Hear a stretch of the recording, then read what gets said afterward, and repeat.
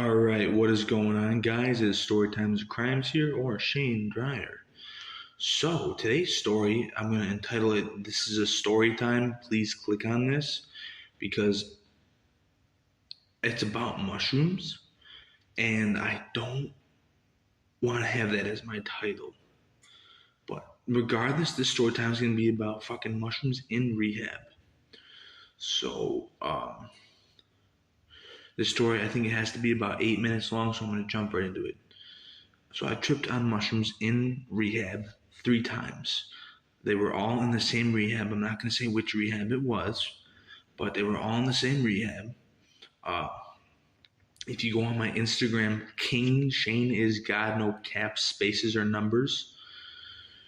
Just that, King Shane is God. You can go to my trip vibes highlight and see some of the stuff there. But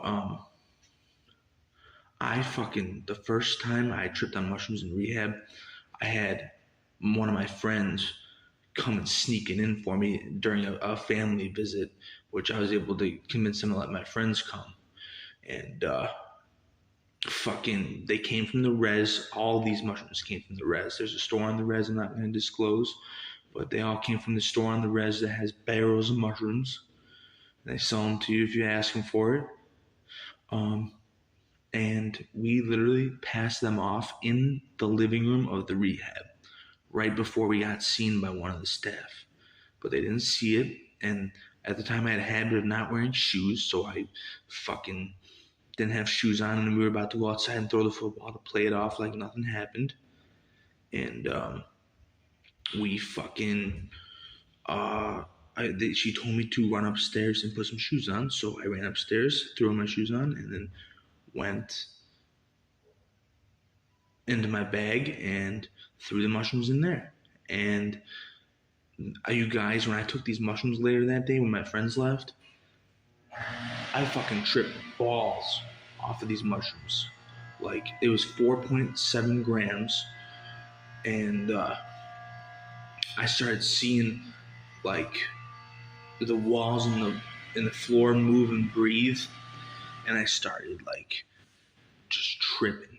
And every time I eat mushrooms, I've discovered this, I throw up. So I fucking got really, really nauseous, and I hit a burnt vape, and I just threw up everywhere. And I cleaned it up without anybody noticing, but I hit my peak at that time. So I was clean and tripping fucking ball sack. I went upstairs, and I thought everybody knew I was tripping. I was tripping so hard. I found out later in the next day after that nobody had a fucking clue.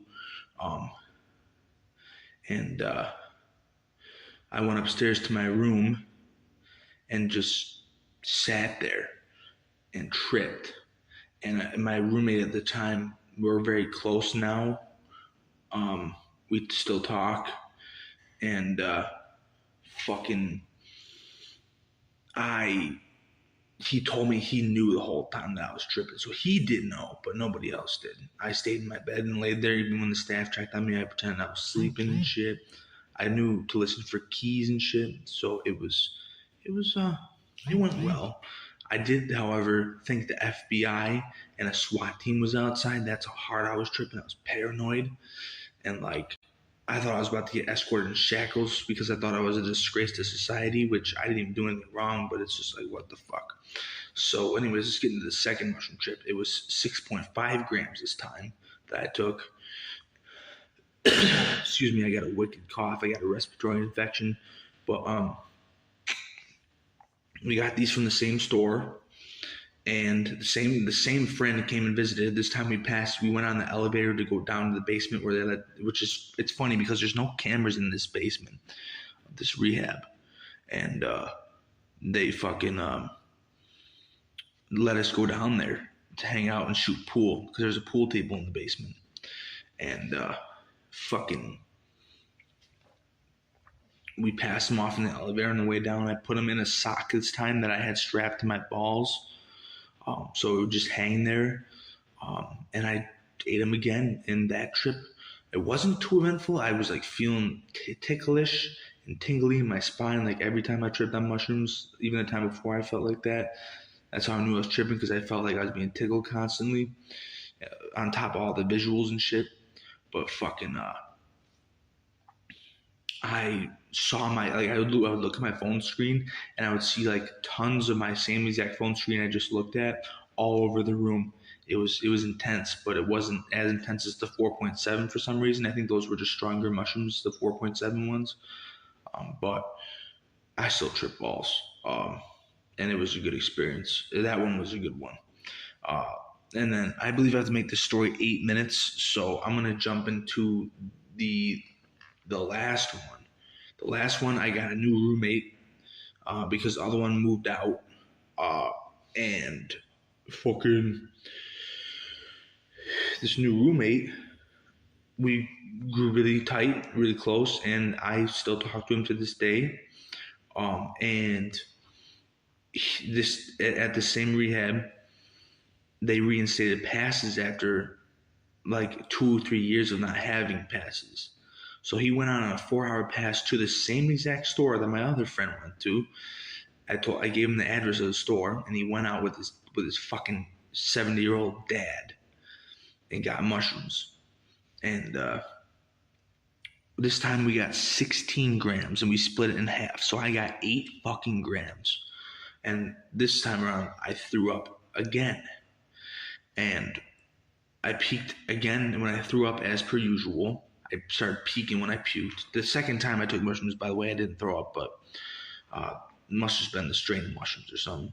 But the third time and final time I tripped on mushrooms in rehab, I I threw up again. I actually had gone downstairs and gotten a plastic garbage bag just to prepare for it, because I knew I was going to throw up. I learned from it. Uh, so I wouldn't have to clean it up. And I tripped absolute ball sack. I saw geometric patterns. I mean, I can't even describe what I saw and heard to you guys, because that's how intense it was. And it was so intense. Here's how I can describe it. I couldn't speak. I couldn't even talk at all. And when I did talk, even my roommate told me the next day, he was like, dude, you were talking funny. I'm like, yeah, no. But it was super strong. But honestly, guys, before I end this video at 8 minutes, please don't do psychedelics. You know, I have to say that for YouTube, but don't do psychedelics. I love all you guys. Peace and love. Take it easy. And if you do take psychedelics for whatever reason, be careful and make sure your room is a vibe.